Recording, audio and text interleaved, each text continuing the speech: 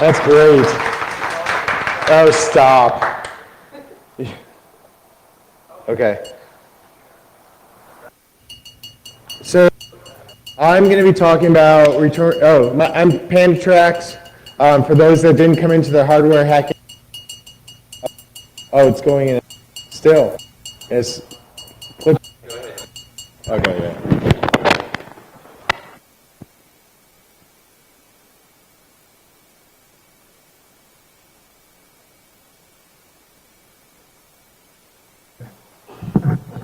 So I can't walk around. It's probably better that way.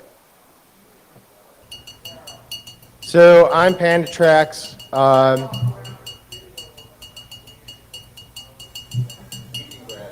yeah, I know. And I'm going to be talking about return-oriented programming this morning, and which is a great topic. First thing on a Sunday. Did you guys just wake up? That's awesome. Okay. Now, well, there you go. That probably is what I should have done. So, return-oriented programming.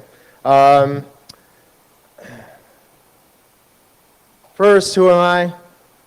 I'm Pandatrax. I like to tear things apart. I don't build things, but they asked me to write the code for the badges, and you got what you paid for, right? Because I don't build things.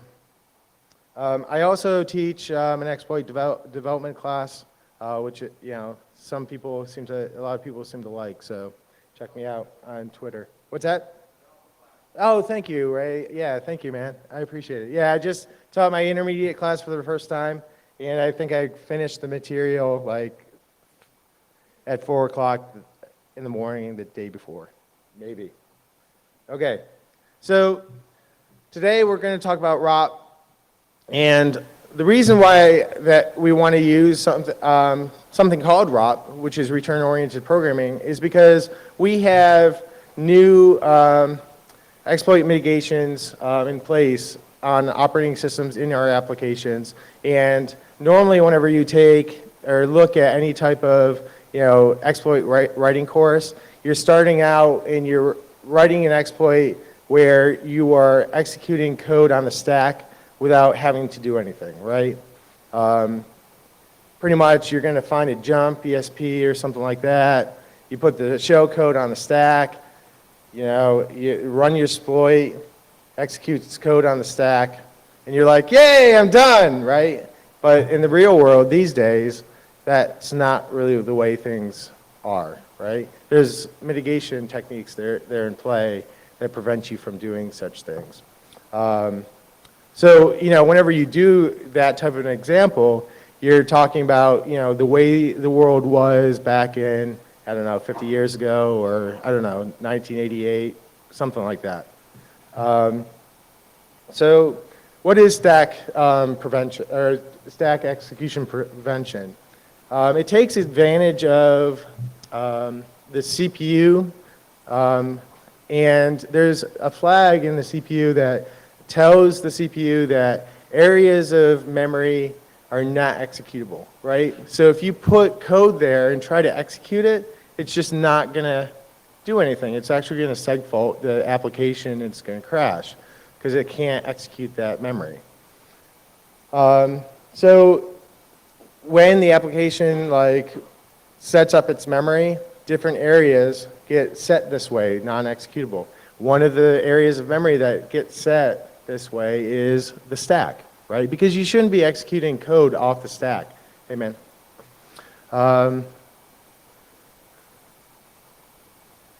So there's different ways that, this mitigation technique has been implemented over different OSs.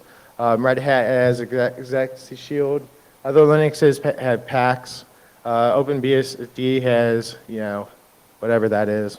And then Windows has DEP. And everybody's heard of DEP, right? Because that's how Microsoft saved the world. Okay?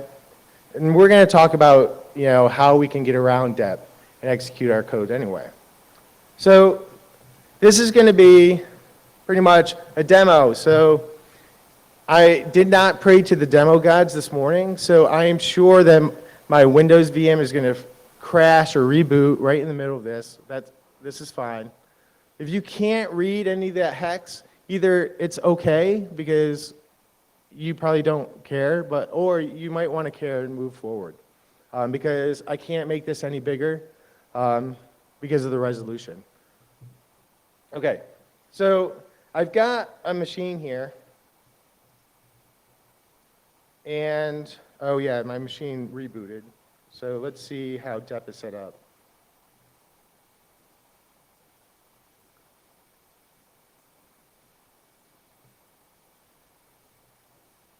I had this all set up beforehand, and of course it had to reboot because I've got like an unlicensed copy of Windows. So here what I've done is I've told Windows, I want to turn DEP on for everything except for the application that I'm about to execute, right? Now by default, Windows 7 came with turn on DEP for essential Windows programs and services only, which meant every other application that was running on your machine didn't have DEP turned on. Good job, Microsoft, right? So you actually have to go in this, and which is funny because I don't know if you saw what I just did, but I went into I right-clicked on computer, I got into the system settings, I hit advanced system settings, that kind of makes sense. And then I went to the advanced tab, and then I went to performance settings. I'm not really understanding where we're going, right? Because I'm trying to keep code from executing on the stack. And then I find over here in this tab that's kind of hidden, data execution prevention. And then I have to turn it on. Then I have to reboot my machine. Yeah, go ahead. Emmet's completely different. But I think that Emmet, you can have Emmet turn DEP on the application. Yeah. Yep. Yeah. You want DEP on because you don't want people to send exploits to your application and execute off the stack. And I'll show you that happening in a minute. So for my Pony server, and I think I spelled the name wrong, but whatever, I turned DEP off. Okay, so I checked the box, but I had to reboot my machine to get this to work, right? Good job, Microsoft. And I'm going to, now that's turned on, I'm going to go and start up my service. So I wrote this service. It's got tons of vulnerabilities in it. It's for my class, right? And I'm going to take exploit and send it to the application. And then if I go and look at my machine, my server hasn't crashed yet, but if I go into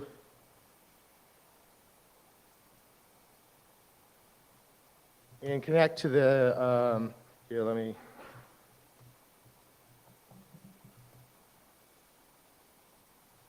connect to the server, right, and see, and I think it was 4444. Let's do that.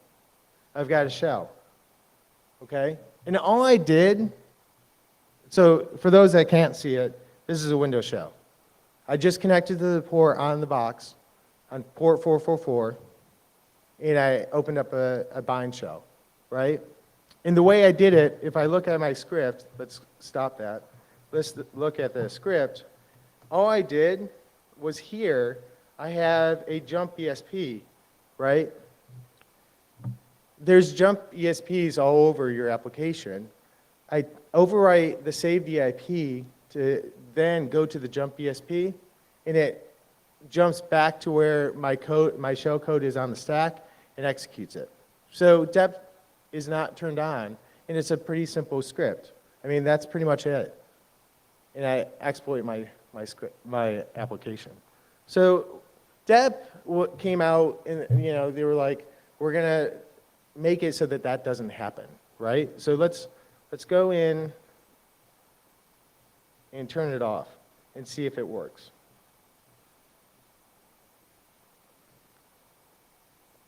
Performance settings, oh, yep, data execution prevention. We're going to check these boxes. Okay, now DEP has been turned off from my application. So I'm going to start, it's been turned on, right? So it's going to keep me from executing code off the stack. So if I go and execute that again, get out of that. No, not to, if you change the bullet to make it so that depth's turned on for all of your apps, you don't have to reboot. But once you have it turned on, then you can turn on and off depth for individual applications, right? So now, I'm going to run the non-ROP again, right?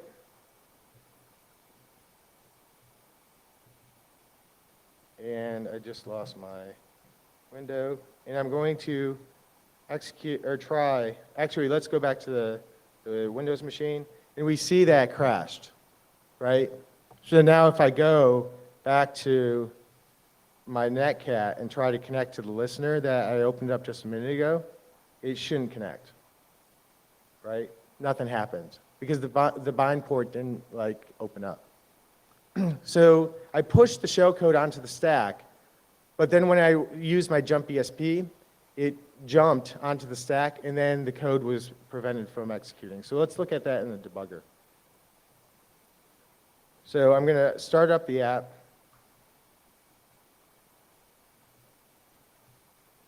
Connect immunity to it.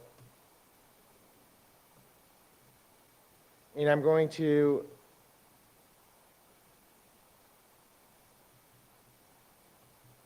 oh, man, I keep doing that. Sorry. And I'm going to set a breakpoint at my jump ESP.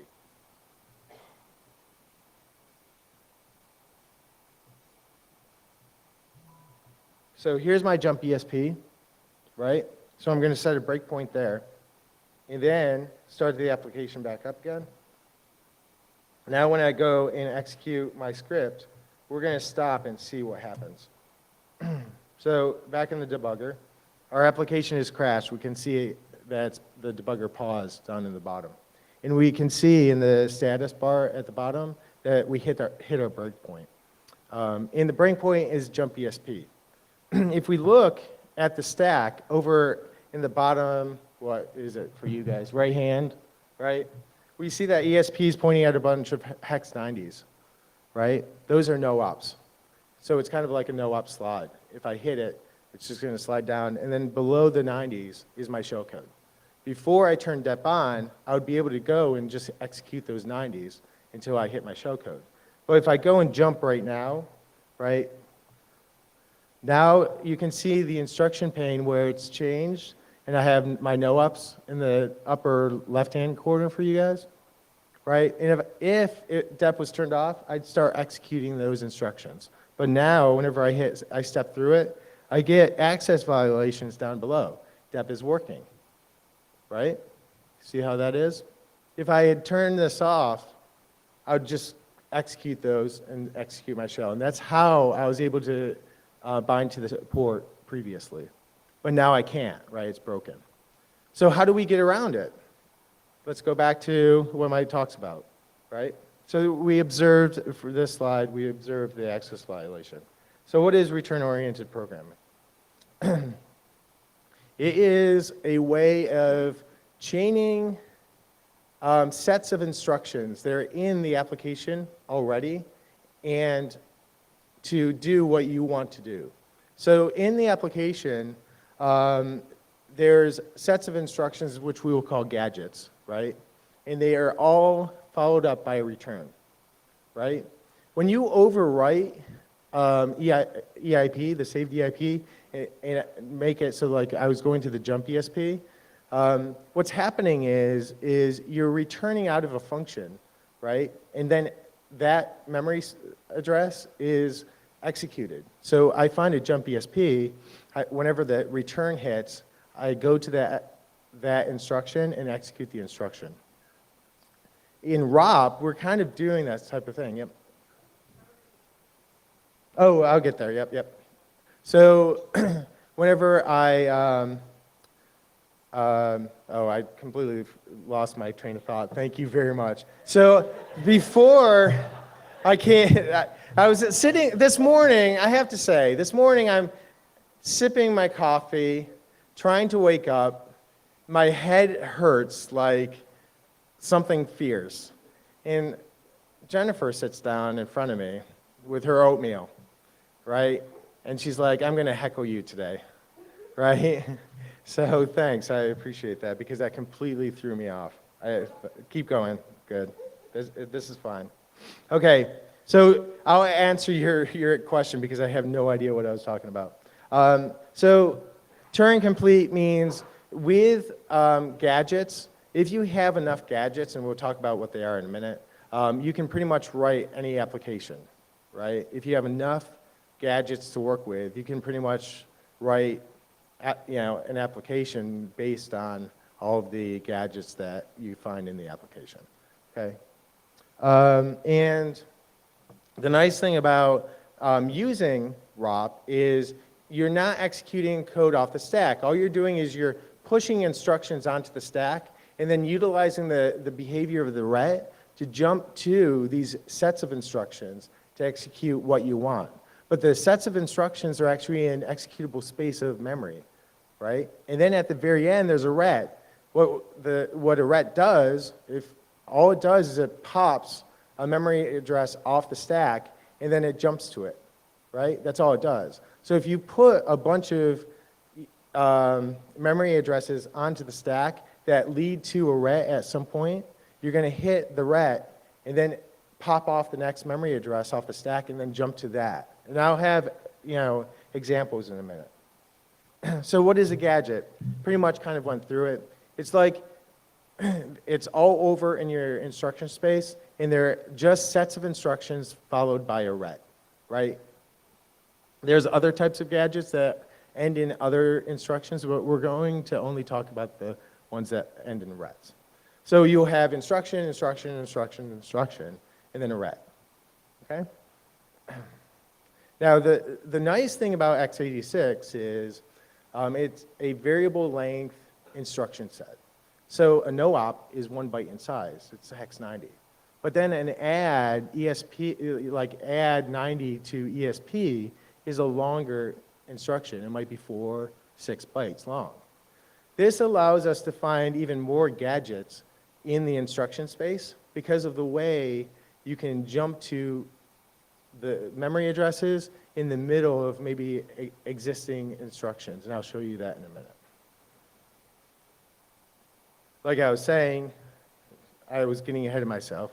As far as the gadgets, normally a program has all the instructions set up in memory based on a 4-byte boundary, right? But if you jump into the middle of the instruction, then what gets executed might look very different from what the real instructions are. So that adds the number of gadgets that you might end up being able to use in the application that you're targeting. One note, due to popularity of ROP, there's been a lot of research into trying to keep this from happening. I know that there's a couple of universities that have been working very hard to figure out ways to keep people from using ROP to execute shellcode on their in application space. So here's a really good example of gadgets that are hidden within the instructions in an application. So in the top example, I have the original instructions. I have an OR instruction, and it starts with 83, 0D, 0C, yada, yada, yada, right? And then there's a test, EDX, right? Now, if I jumped to where the 0D is, right, and start executing from there, I get a completely different set of instructions here, right? So the OR instruction turns into a different OR instruction. It becomes an OR, EAX, and a number. And then the next instruction after that is an add AL.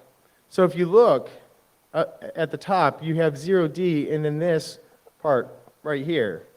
And then in the hidden gadget down below, that's my first instruction. You see how that is? And then the second instruction is 04, and then this F7 down here, right? And that becomes the add. And then my return becomes this here. the C2, and the bunch of zeros. You see how that is? So I just created new gadgets or instructions by jumping to the address of in the middle of an existing instruction. Any questions about that? Yeah, go ahead.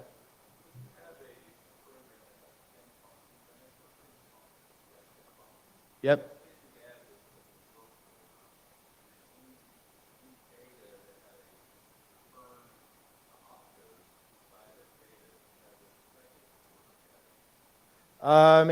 It's sort of like that. It's more like let's say you have a function, and there's a bunch of instructions inside the function, right? The first thing that a function will do is save EBP, right?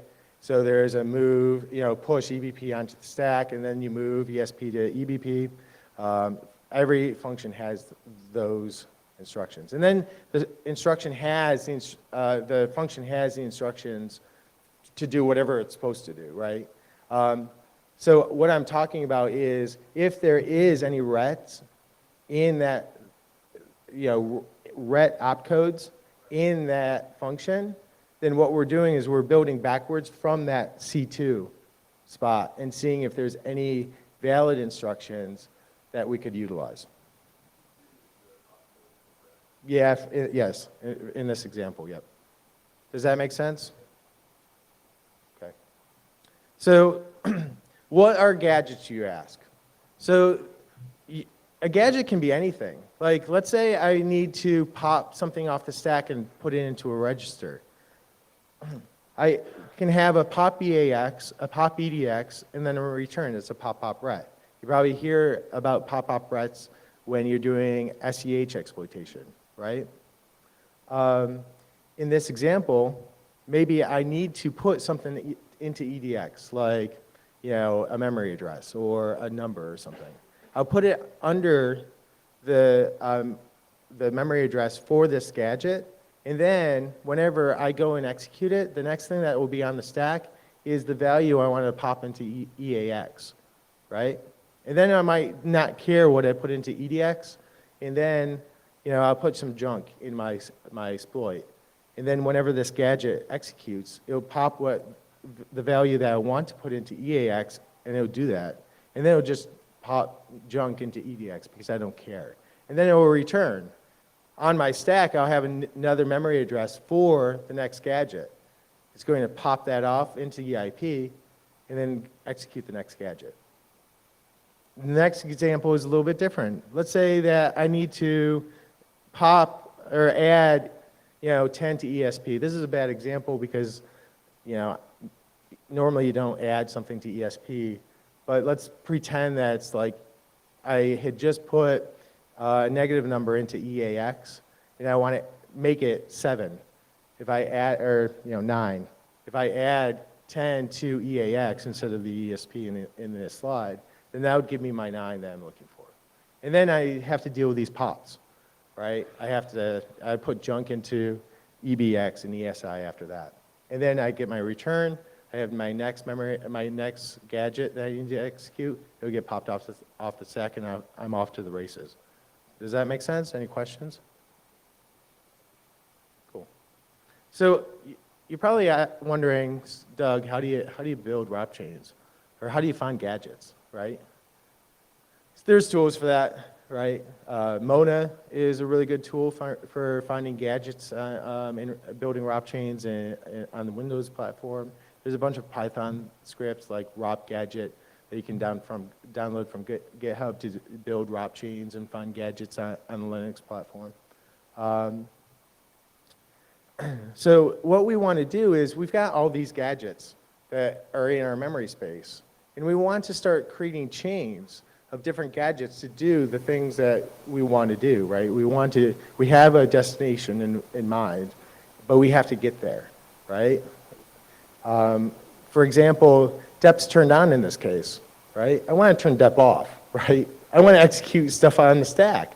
Why don't we just turn DEP off for the memory space that we put the shellcode in, right? That would be cool, right? So I'm going to build a ROP chain to go and turn off DEP. Great job, mitigation techniques, right? Okay. Another thing that we have to deal with is ASLR. ASLR is the randomization of memory space, right? The stack is normally under ASLR control, so things are always changing. The memory addresses are always changing on the stack. We want to make sure that that's not happening with our gadgets, right? Because when I write my exploit, if the memory address for my first gadget's 1, 2, 3, 4, 5, 6, 7, 8, right? And the next time I start up the application, ASLR is under control, is in play. It randomizes the memory addresses. Then it's 987654321. I'm kind of screwed because then I can't execute my gadget. And you have to have control over ESP, right? Because ESP is where we're putting these gadgets on the stack, and we have to be able to point ESP to our gadgets, our chain, to be able to do the rets, right? Because a ret is just popping that value off the stack for us. So here's an example. I need to put 2C into EAX, and hex 00 is a bad character, right? So I can't just put 00000002C into my exploit, because the first 4, 6 zeros are going to just break my exploit, right? Because hex 00 is a bad character. So what I do is I build a chain. First thing I'm going to do is I'm going to find a pop EAX, right? That's at the top of the chain. And I'm going to pop a value into the EAX register. I'm going to choose FF. Anybody know what value that is in decimal? -1. Yep, it's -1. I didn't have to use any zeros to put that into the register. As soon as I execute that pop, it's going to take that value of F's, put it into EAX, and now have -1 in EAX. So how do you think I might get to 2C? I just find an add, right? A gadget that has an add EAX.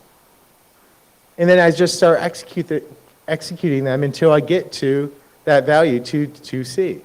And then it's followed up by a ret, because all gadgets are followed up by a ret, or something that's similar, right? Some type of jump, whatever. You see what's going on? So now I have 2C in EAX, and I didn't have to use my bad character, which was the hex 00, which would have broke my gadget. So now I have a chain of gadgets that did what I needed it to do. Make sense? Cool. Yeah, we can do it again. Let's just rewind. Wait, who's awake right now? Because I think that Bill was falling asleep. Oh, good. There's a couple hands. Good. I'm glad. That's good. I'm not sure if I'm awake, so that's good. Okay, so I said that Mona would be a good tool to find gadgets on the Windows platform, right? So I'm just going to go and say, hey, Mona, ROP for me, right? And she's going to go out and find gadgets. She's also going to go out and build, try to build chains for me. She would tell me about interesting gadgets that I might be, might be able to use. She'll get all of them that she can find, right, in the application. And she'll put them in files for me. So like ROP.txt will have all the ROPs that she found, right? Very cool. If you go and do this, and you have a big application like, let's say, Wireshark, right? And you say just Mona ROP, right? Sometimes Mona doesn't look and see which libraries it might need to use, and it will go and try to find ROPs for, gadgets for all of the libraries that are being loaded into Wireshark.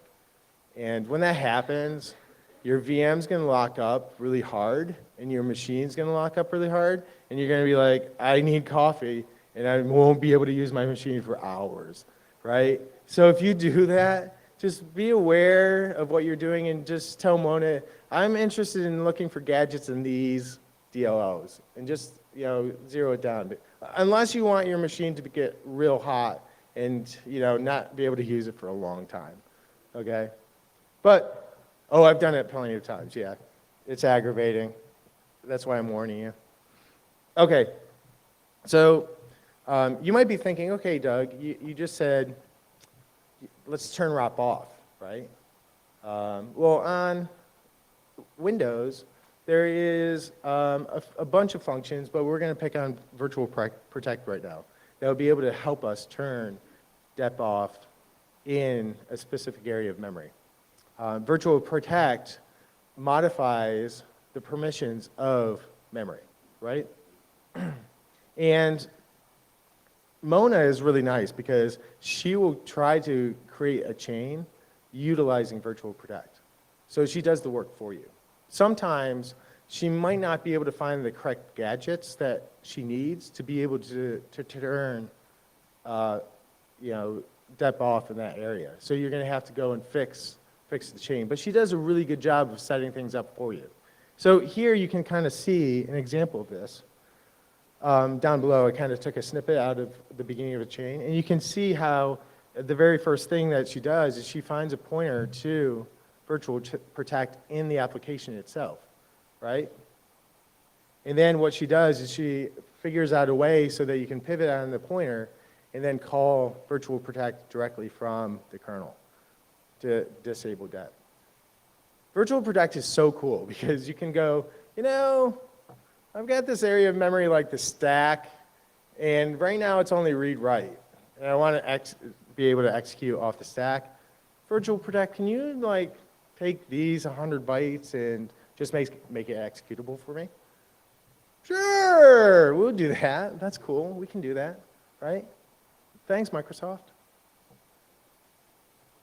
So here's a bunch of different functions that we could use. Let's say Virtual Protect isn't available in the application, but Virtual Alloc is.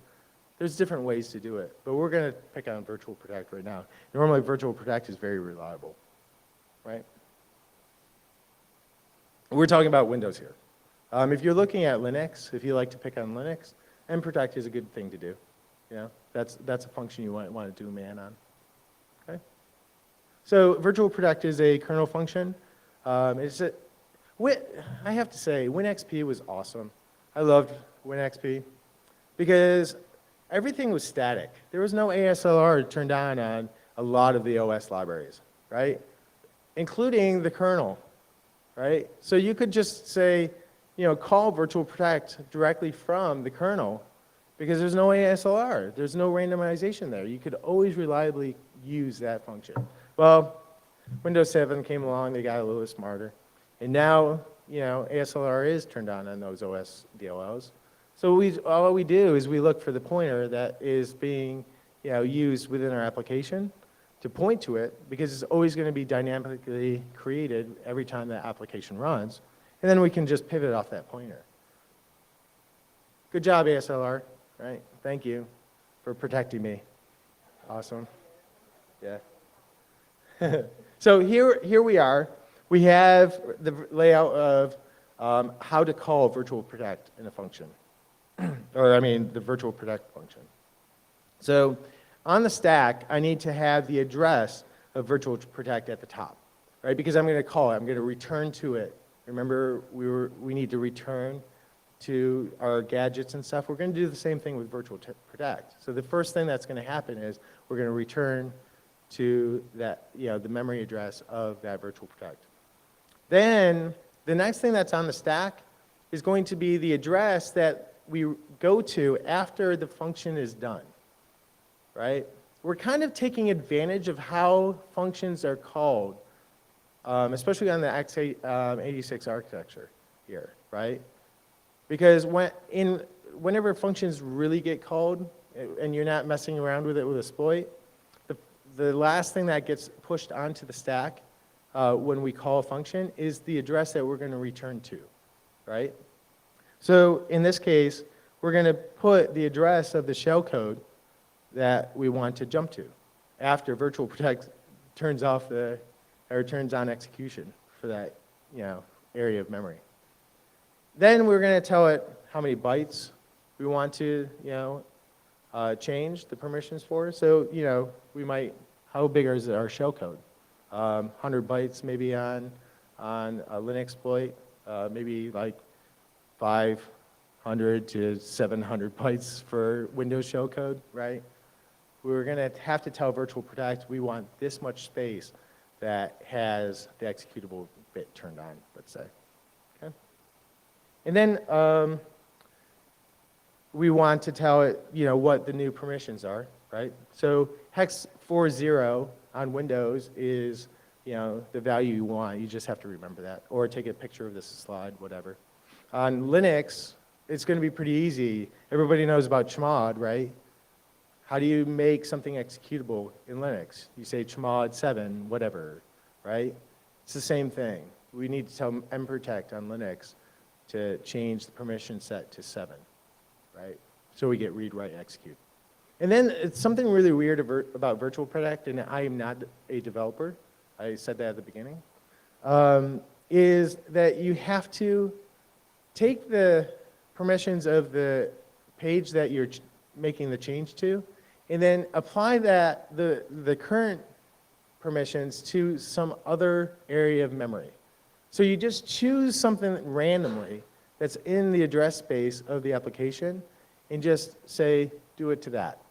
And I don't really know why Virtual Protect has that in its parameters, but you just have to deal with it. So you just choose something randomly and it goes and makes it read-write. I don't know. Okay, so let's test this out. Let's check it out. Let's go back to demo and hope that my Windows machine just didn't reboot on me. Oh, good, it's back. Okay, that's always good. And what we're going to do is instead of using my regular exploit where I was using the jump ESP, I'm going to now utilize a chain that Mona created. So first thing I'm going to do is I'm going to fire up my application, fire up immunity. I'm going to attach to the running process. I'm going to start it up, stop it. And then I'm going to say, Mona, right? Mona, please find ROP for me, right? And, oh, wait, while you're doing it, I want to make sure that, let's see, dash, yep.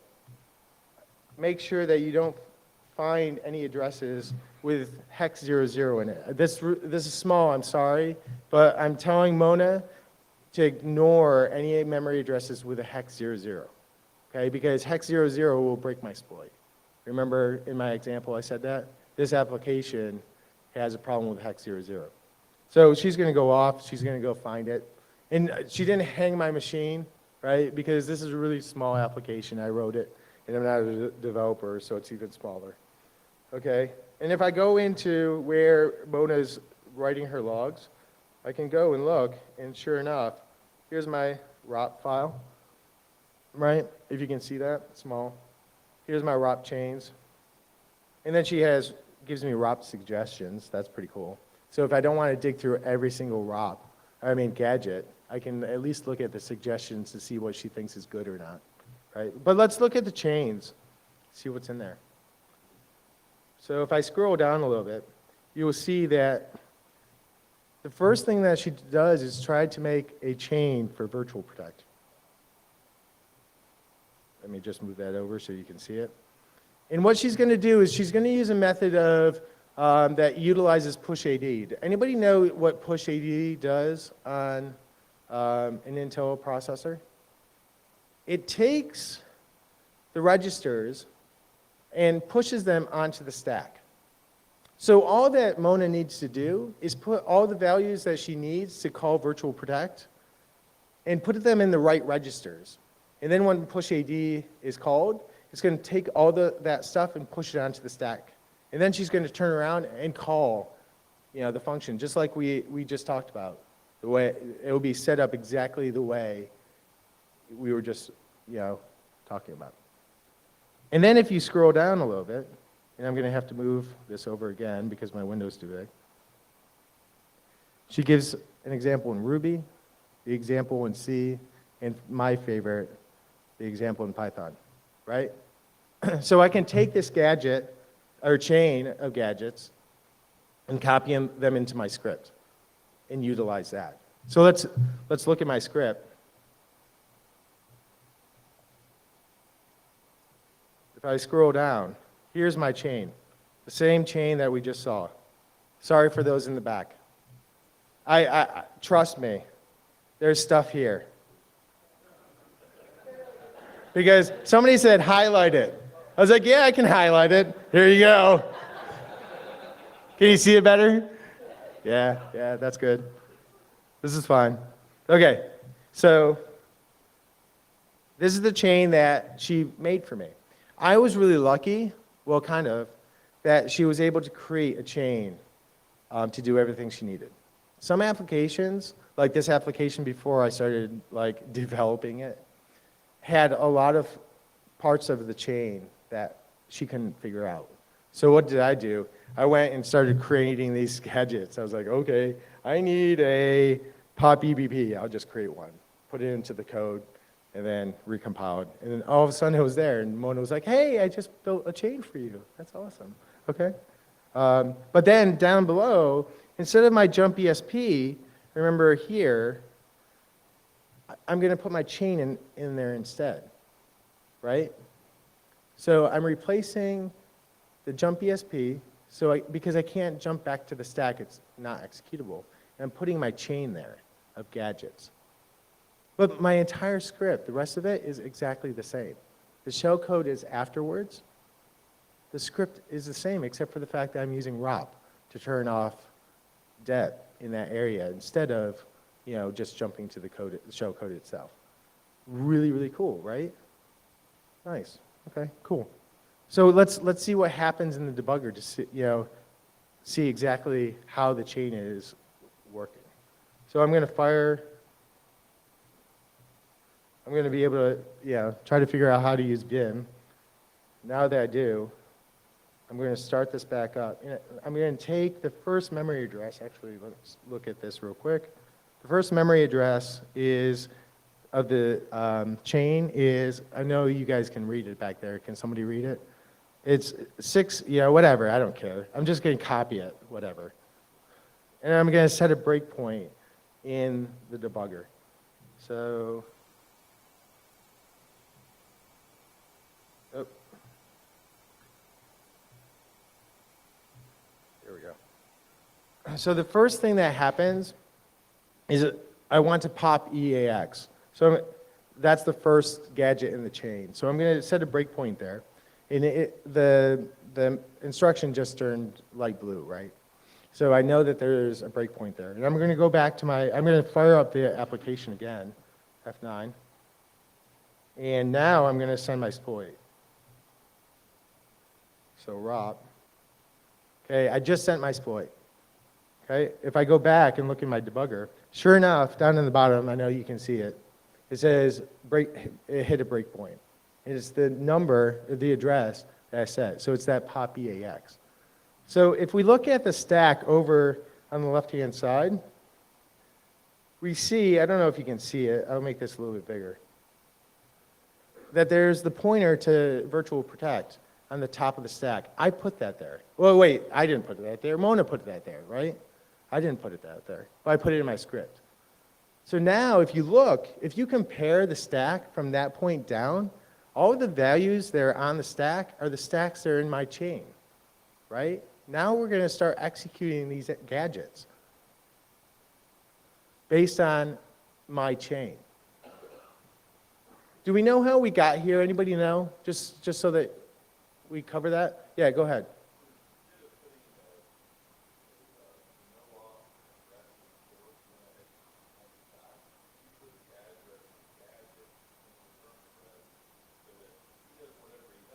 Yep.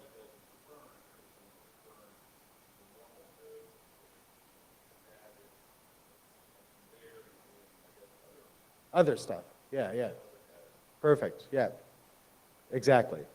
The other thing to know is I overwrote, so I have a function that has a vulnerability in it, right? This one has a stack buffer overflow vulnerability in it. Some string copy doesn't have bounds on it, right? And I can overflow the buffer. Every function, when it's done, it returns back, like we said, to a specific, to the calling function, right? It needs to know how to get back there. That ret, I overwrote the saved EIP, and that ret is executing my first gadget. That's how I got here, just so that I'm clear about that. So now I'm about to execute my first gadget. So I need to take the memory address of the pointer to virtual protect and put it in EAX. So if I step through, look at EAX, it just changed. It's now got the virtual protect address in EAX, right? The next thing that Mona is going to do is it's going to do some trickery to switch it so that it's not the pointer anymore, but it's the actual memory address of virtual protect in the kernel, okay? So we're going to just step through that quick. Oh, I just executed the return. If you noticed, at the top of the stack, the memory address for the pointer of virtual protect is gone because it's been popped off, right? And we've gone and returned to a different gadget. So now we have a gadget that has a move instruction in it. And this is the trickery that's going on. But I'm now in a place where there's a new gadget being executed. So I execute the first instruction, which is the move. And then here I'm at the return. It's going to pop that memory address that I have on the stack next off and jump to it. So it's some other gadget that we're going to jump to, right? So now we have a pop ret, right? She wants to pop the next values off the stack and put them in the different registers. Sometimes you have to deal with gadgets that have junk instructions in it. So more than likely, she needs to push, do the push. This might be a bad example, but she needs to, let's get back to that because this is actually these are all good instructions. What she's doing here is she's going to push EAX onto the stack, which is that pointer, and then she's going to pop it into ESI because that's where she really needs it, right? So when we push it onto the stack, it's going to push my chain down, right? So now that value is now back onto the stack, and then what she's going to do is pop it into ESI, right? It didn't affect my chain at all. In my class, I tried to do this example, right? And I think I might throw my back out if I try to do it here. But I said, pretend that you have painted lines on the road, right? And those are that's your chain, right?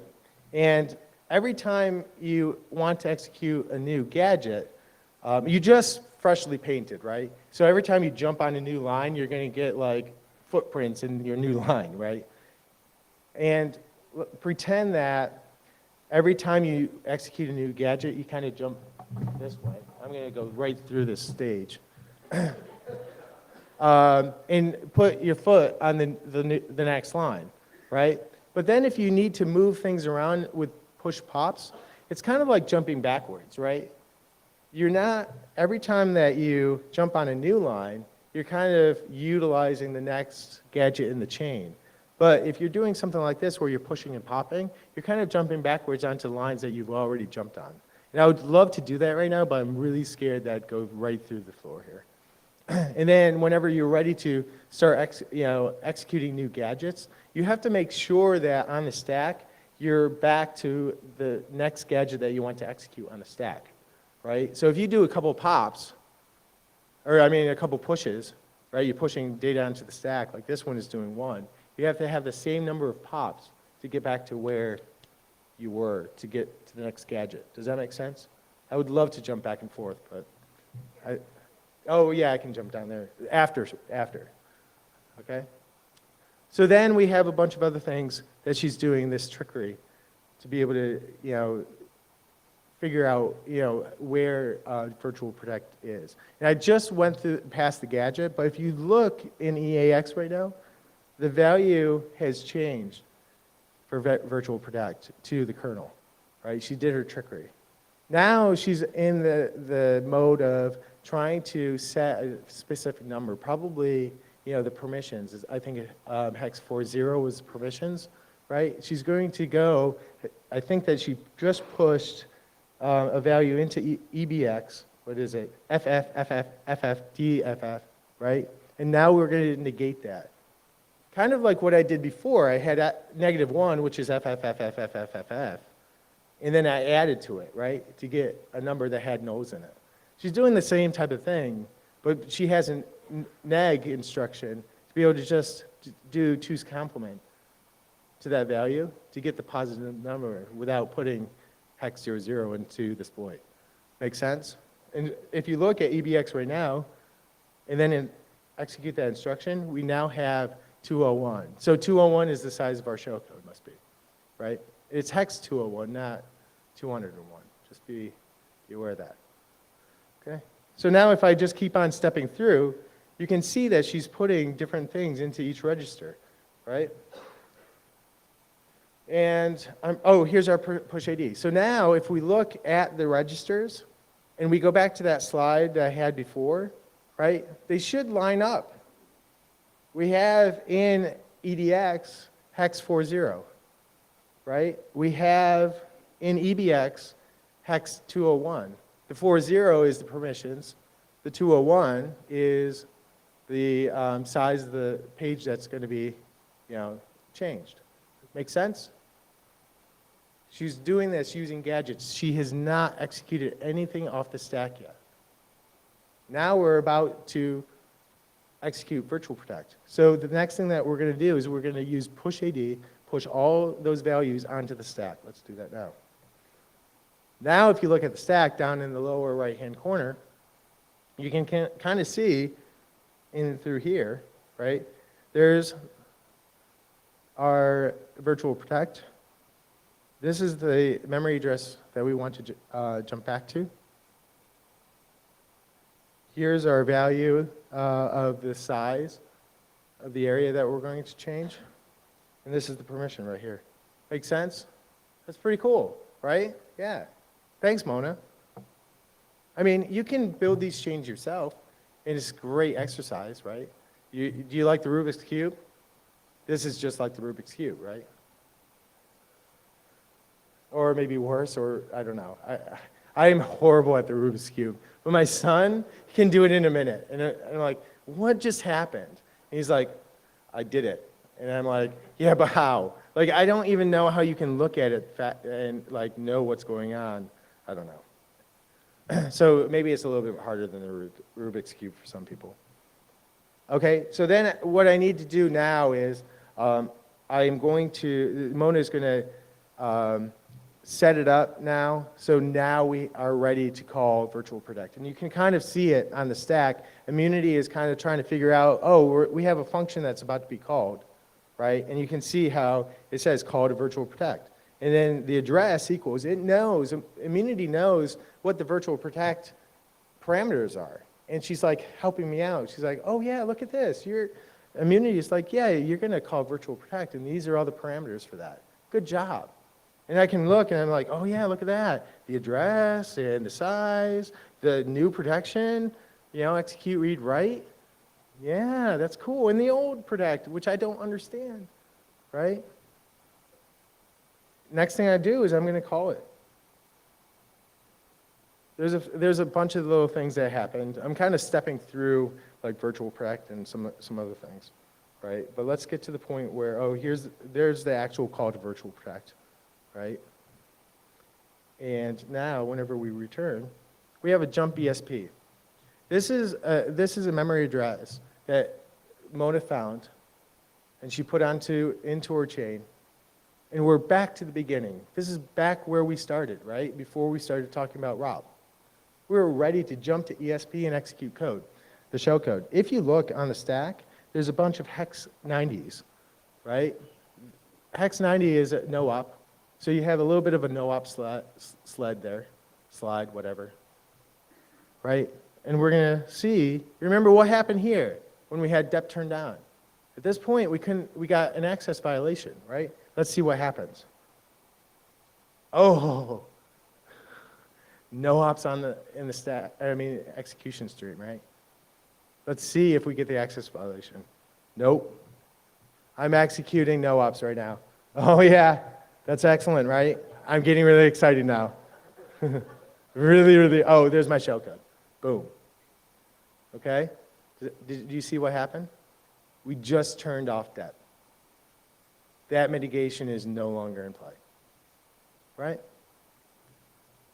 So let's see this in reality. Like, let's Let's see if it really works. This is where I should have like prayed to the demo gods, right? And said, please work, just do it, please.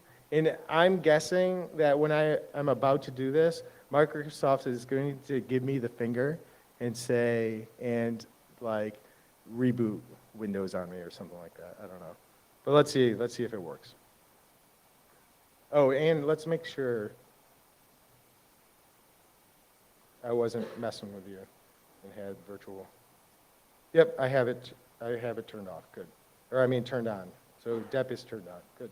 I just want to make sure. Okay, so now I'm going to execute this. ROP. Right? Did anything happen? I don't know. If I look at the running process, it's still running. So I didn't crash it. Remember before when I did this, it crashed the process.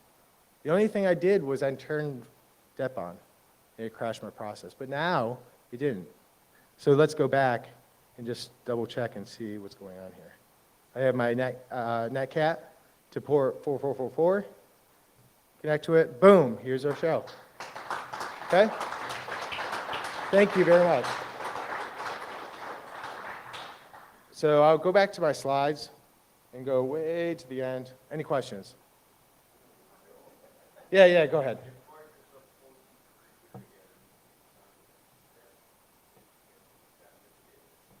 No. So I turned DEP, right now on my machine, DEP is on for all running processes. So that will not, there's nothing else. I mean, oh, if you turn it off? Yeah, so I think that's a good question. If you turn DEP off, yeah. Oh, yeah, I'd love it. Right, I wouldn't have my show anymore. But if you have DEP turned off, I've had certain situations where the exploit won't work because Virtual Protect is like, I think it might throw an error and say, I can't do this because it's already executable, right? Or something like that. So sometimes your target might be vulnerable anyway, and then when you go to the use ROP, it might not work because you're trying to turn something off that's already off. So it's, yeah, maybe. You have to play around with it. But then you can just go back to my first script, right, and just execute that. Done. Bang.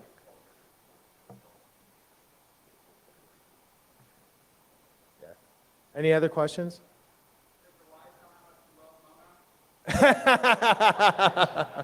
Yeah, I guess she does. Good question. I like that. Nice. So that's my talk. Hope you liked it. Hope it woke you up. Thank you.